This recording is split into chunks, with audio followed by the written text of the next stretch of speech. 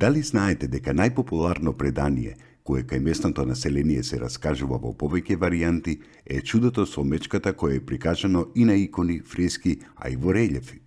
Воловите, од кои еден изела мечка, биле близнаци, подарени на Свети Наум. Со овие волови се изорала првата бразда околу манастирскиот имот. Свеченото заорување со воловите близнаци било благословено од Свети Наум и затоа во атарот што бил опфатен со првата бразда никогаш не паѓа град. Но и она што паѓа во очи е фактот дека ликовните решенија не се поклопуваат, односно не се идентични со познатите варијанти на преданието за мечката и волкот.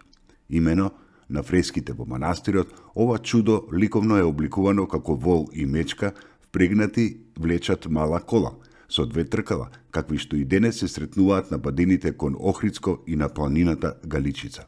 Поголемо значење им се придавало на наумовите чуда со мечката може да се потврди со изложениот музејски експонат во еден од конаците на манастирот на Свети Наум, каде се чувала пополната кожа на големата мечка. Дали знаете дека до 1941 година во манастирот Свети Наум се печеше по 2 фурни леб на ден?